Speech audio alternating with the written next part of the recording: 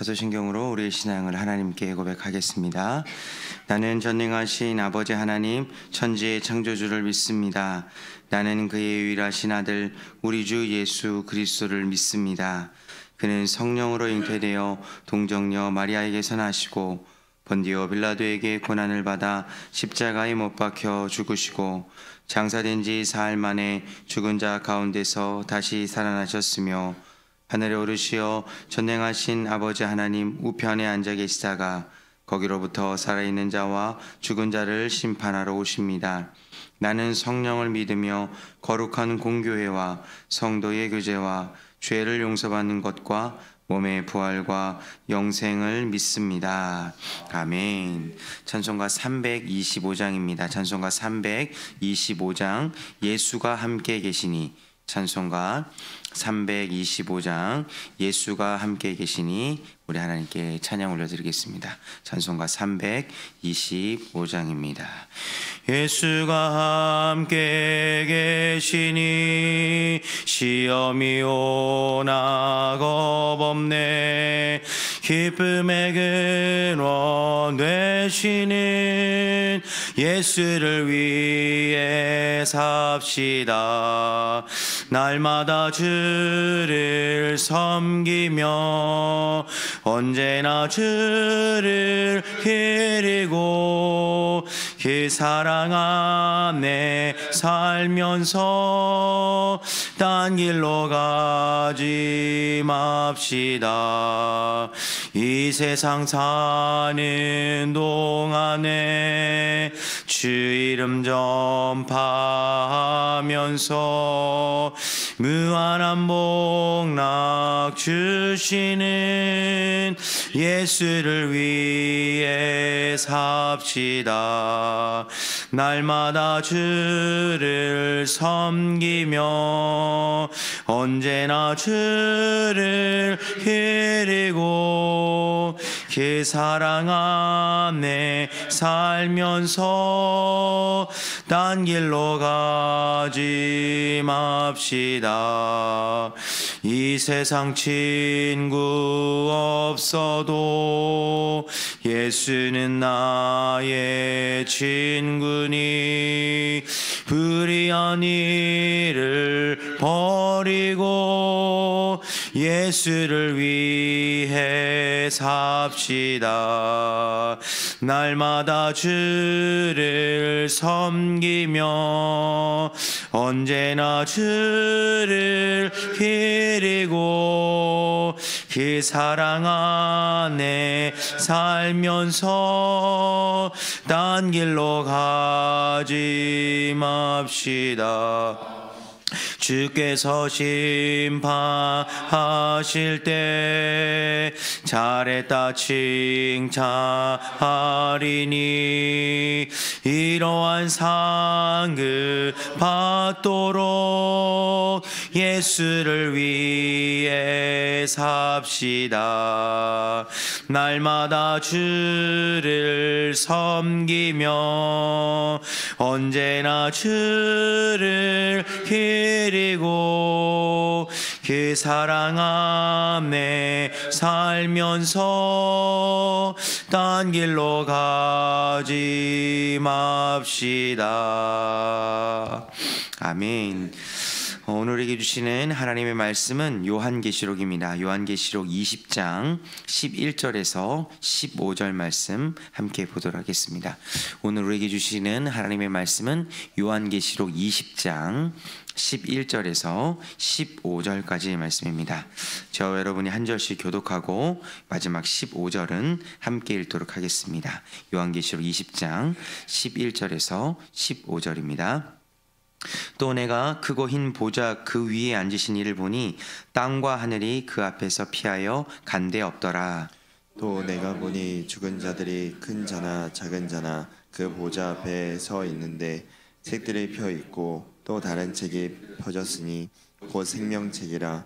죽은 자들이 자기 행위를 따라 책들에 기록된 대로 심판을 받으니 바다가 그 가운데에서 죽은 자들을 내주고 또 사망과 음부도 그 가운데에서 죽은 자들을 내주매 각 사람이 자기의 행위대로 심판을 받고 사망과 음부도 불못에 던져지니 이것은 둘째 사망 곧 불못이라. 함께 읽겠습니다. 누구든지 생명책에 기록되지 못한 자는 불못에 던져지더라. 아멘. 아멘. 기도하겠습니다.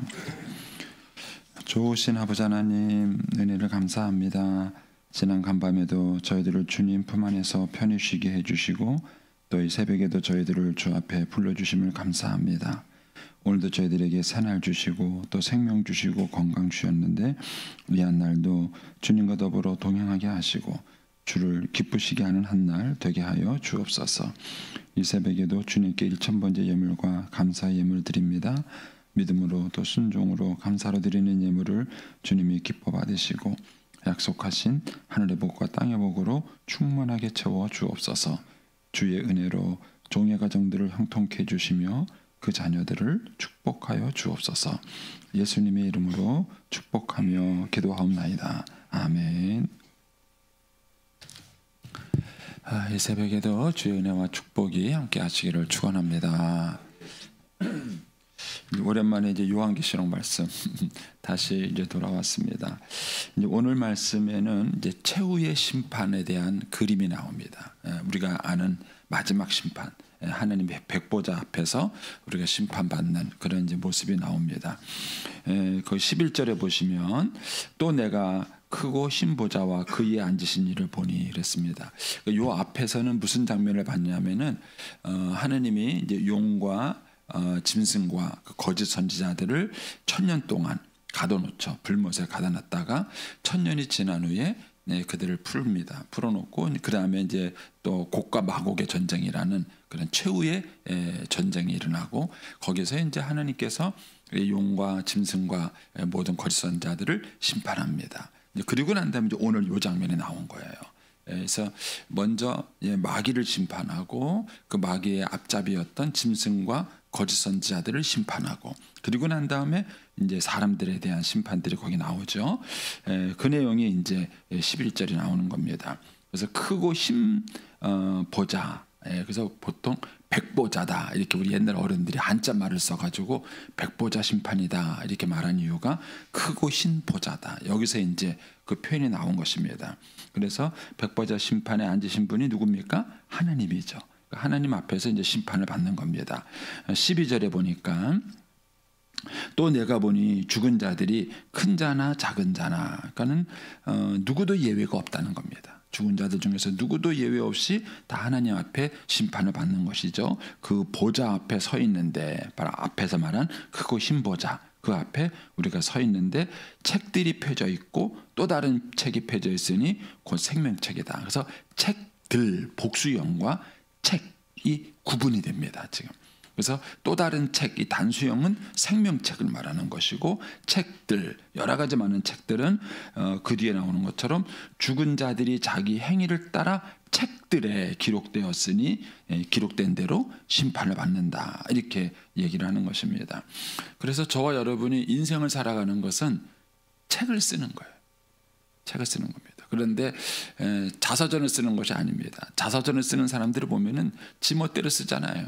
다 자기 삶을 미화시켜서 쓰는 겁니다. 우리나라 자서전들의 특징은 뭐냐면은 대통령들이 퇴임하고 쓰는 자서전들이 인기가 없다는 거예요.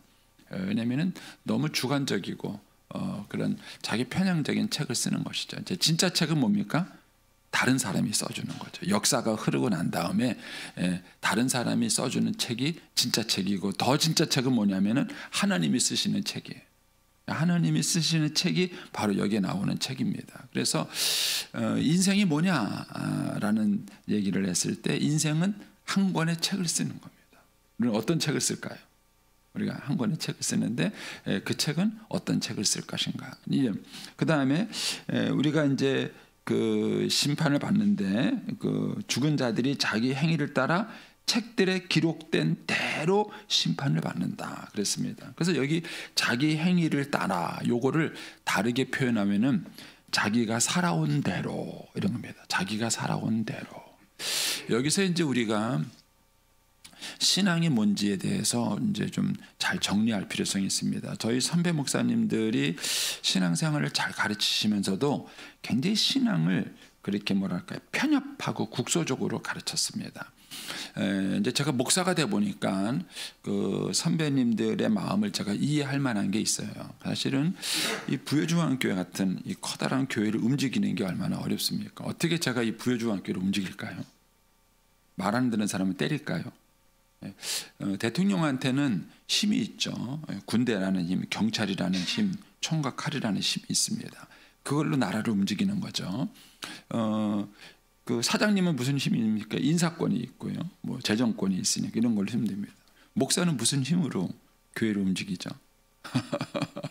그러니까 아무 힘도 없어요. 경찰이 있는 것도 아니고 새벽에도 안 나오는 사람 때려다가 종아리 때릴 수 있는 것도 아니고 어떻게 할까요? 네. 그러니까 이제 목사님들이 성도들을 움직이려고 이렇게 하다 보니까 자꾸 거기에 강조가 되는 얘기를 많이 하신 거예요. 그래서 이제 교회 봉사 열심히 해야 상 받는다는 얘기를 하시고 또 충성된 일꾼에 대한 얘기도 하시고 그래요. 틀린 얘기는 아니에요. 그게 틀린 얘기는 아닌데 신앙을 교회 안에다가 가둬놨어요. 편협하게만 가둬놨어요. 여기 있는 이 말씀대로라면은 우리가 교회에서 어떻게 봉사했느냐를 가지고 심판받는 게 아니에요.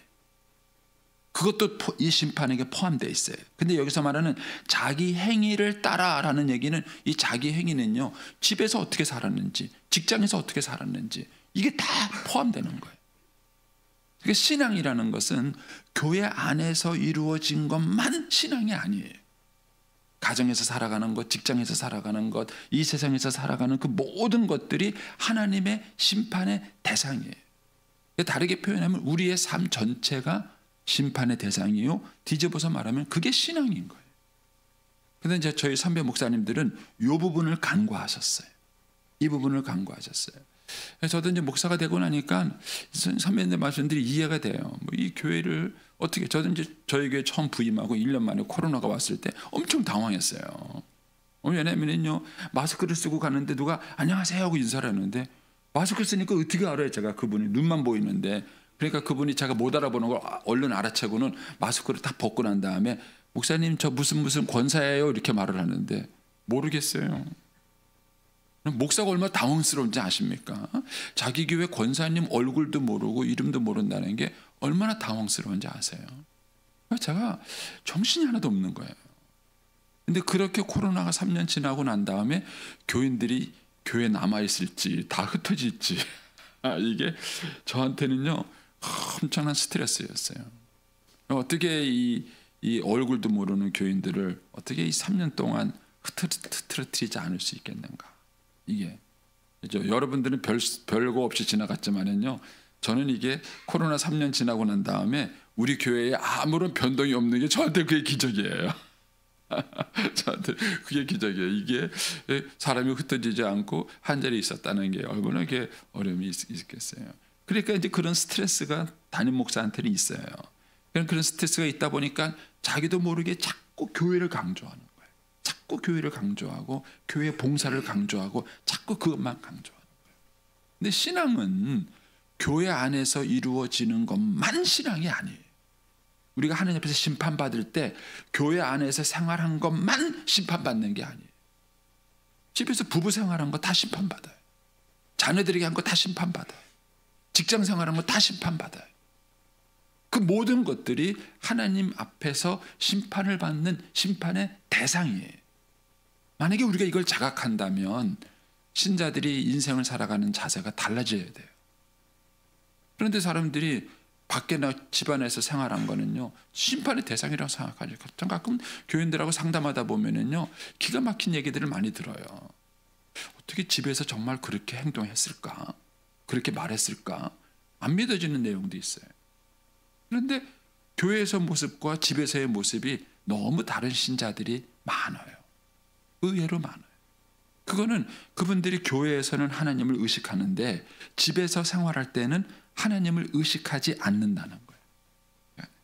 그런데 그 모든 것들이 여기에 보면은 다 책에 기록이 되는 거예요. 교회에서 생활도 책에서 기록이 되고 집에서의 생활도 책에서 기록이 되고 직장에서의 생활도 책에서 기록이 되고 그 내용들이 다 기록이 되는 것입니다. 그리고 그것이 하나님 앞에서 심판의 대상이 되는 거예요. 자, 13절 가서 보시면 바다가 그 가운데서 죽은 자들을 내주고 또 사망과 음부도 그 가운데 죽은 자들을 내주매 각 사람이 뭐라고요? 자기의 행위대로. 두 가지입니다. 각 사람이 개인이 심판을 받는 거지 무더기로 심판받지 않습니다. 한 명씩 하느님 앞에 보좌 앞에 서서 심판을 받는 거예요. 그리고 자기의 행위대로, 이걸 다르게 표현하면 자기가 살아온 대로. 이거예요. 어제 어떻게 사셨어요? 어제 하루는 어떻게 사셨습니까?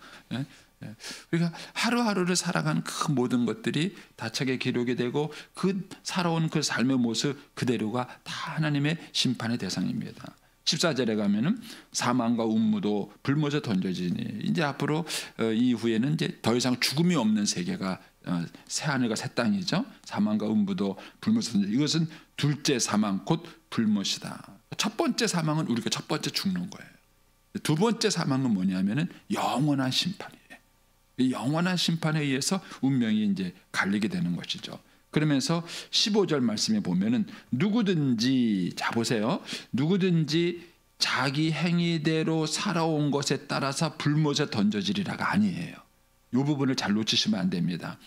앞에서는 책들이 있었죠. 내가 살아온 삶의 모습들을 기록한 책들이 있었습니다. 그 모든 것들이 하나님의 심판의 대상이에요. 그런데 불못에 던져지지 않고 구원받는 것은 생명책에 기록이 돼야 돼요. 생명책에.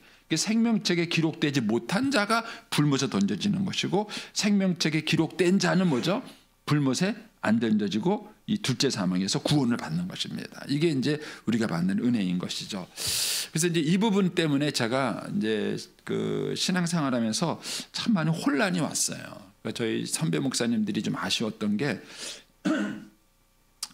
그 이런 어떤 성경에 나와 있는 이런 심판과 뭐 이런 내용들을 이렇게 가르쳐 주셨는데 그것을 이제 잘 연결시켜 주지 않았고 부분적으로 가르쳐 주시다 보니까 약간 혼란스러움이 좀 있었어요. 그래서 신자는 기독교적 가치관을 가져야 되고, 기독교적 인생관을 가져야 되고, 기독교적 사생관, 어떻게 살고 죽느냐는 사생관을 가져야 됩니다.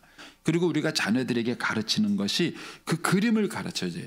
기독교인들이 어떤 가치관을 가지고, 어떤 인생관을 가지고, 어떤 사생관을 가지고 살아갈 것인가, 이제 그거를 이제 부모들이 자녀들에게 가르쳐 줘야 됩니다. 근데 저는 이 부분이 많이 혼란스러웠어요. 왜냐하면 하나님은 내 행위대로 심판을 받는다. 근데 예수님의 피로 구원받기 때문에 내가 어떻게 살아도 다 죄사함 받고 구원을 받는다. 그리고 생명책 기록되면 다. 그러면 이 심판은 뭐고 이 구원은 또 뭔가? 그럼 내가 잘못 살아온 게 심판을 받는다는 얘기인가 안 받는다는 얘기인가?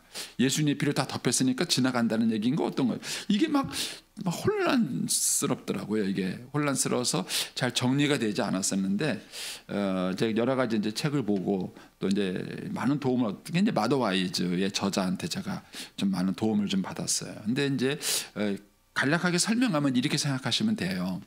그러니까 저와 여러분이 그 평생을 살아온 이 삶의 모든 모습이 심판의 대상이에요.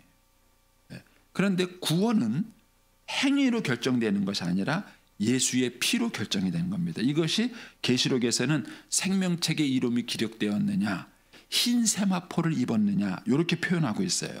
그러니까는 저와 여러분이 아무리 부끄러운 모습이 많아도 흰 세마포 옷을 싹 입으면 가려지는 거예요. 그 심한 흰 세마포가 뭐죠? 예수님의 십자가의 피예요.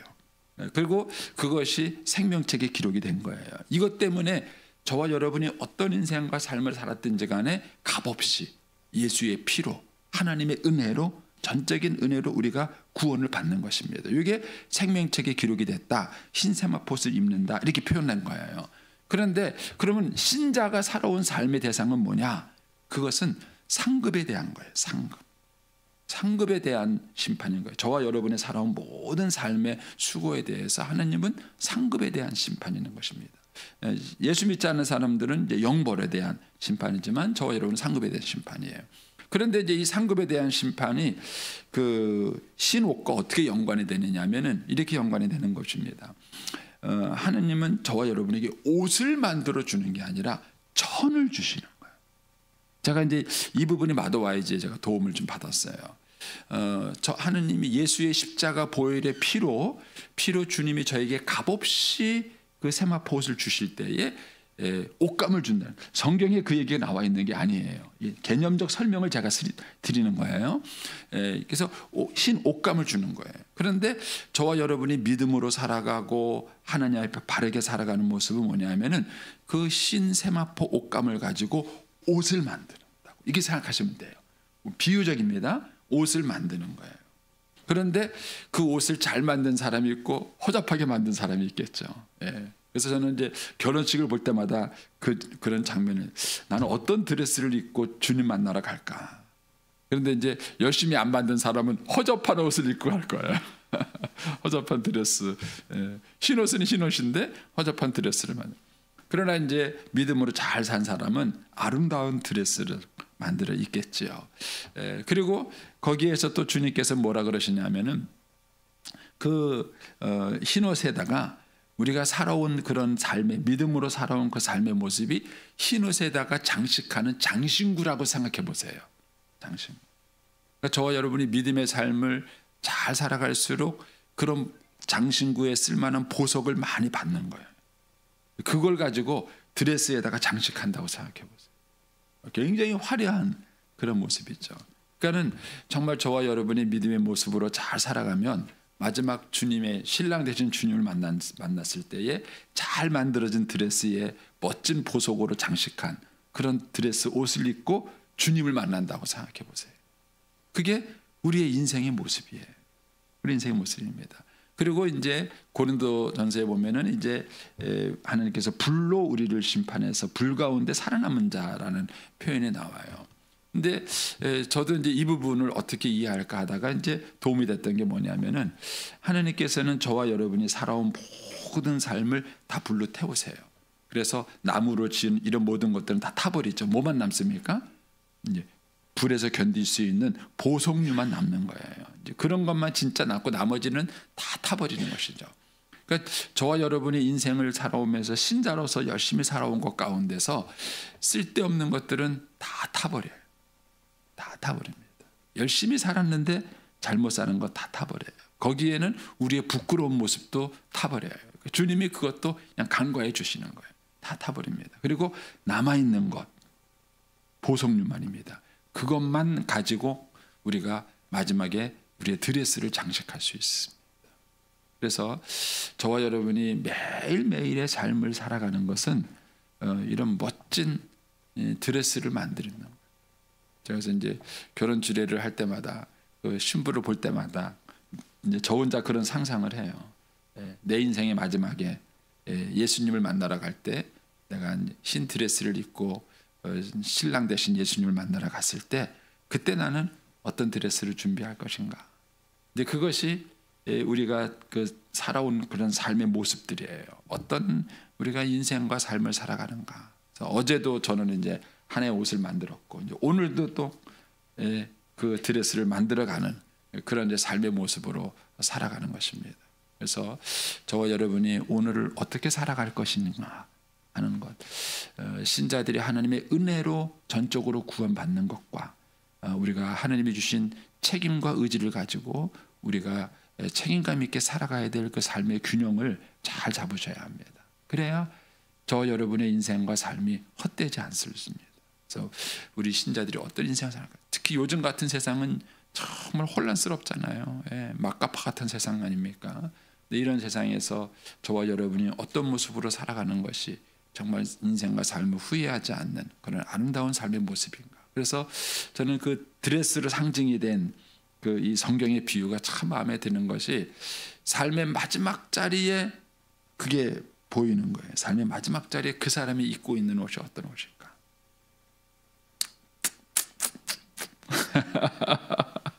그게 상상이 되세요. 그래가지고 또 어려운 얘기 하나 할게요. 제가 제 아내를 떠올릴 때마다 정말 멋진 옷을 입었다고 저는 생각이 돼요. 남편인 제가 아내를 봤을 때 정말 멋있다. 정말 멋있다. 그런 아름다운 옷을 입었다는 생각이 저는 자꾸 떠올라요. 추한 그림이 별로 안 모습이 보여집니다. 여러분, 저도 인생에 떠났을 때에 사람들이 제가 어떤 드레스를 입었는지를 생각을 할까? 누더기 같은 드레스를 입을까? 정말 아름답게 장식된 드레스를 입었을까 하는 것이죠. 그래서 오늘 이 최후의 심판, 백보자 심판이라고 알려진 이 최후의 심판의 모습 속에서 저와 여러분의 인생의 마지막을 잘 한번 상상해 보시고 우리가 어떤 모습으로 인생과 삶을 살아갈 것인가. 사람들이 이걸 잊어버렸기 때문에 삶이 방황하는 것입니다. 오늘날 사람들은 얼마든지 거짓과 위선과 술수를 가지고 자기의 잘못을 감출 수 있다고 생각하는 세상에 우리는 살아가고 있어요. 그들이 배우고 있는 똑똑한 지식, 그 잘난 지식 가지고요, 얼마나 자기 합리화를 많이 시키는지. 이런 세상 속에서 이거를 본받지 않도록 우리 아이들을 가르쳐야 합니다. 아이들이 이 잘못된 세상에서 상처받고 어렵고 힘들고 이런 어려움이 있지만, 그러나 신자들은 거기에 물들으면 안 돼. 어떤 모습으로, 어떤 삶의 자세로 인생을 살아갈 것인가 하는 분명한 비전과 목표를 가지고 오늘 한 날도 믿음으로 승리할 수 있게 되기를 축복합니다. 기도하겠습니다.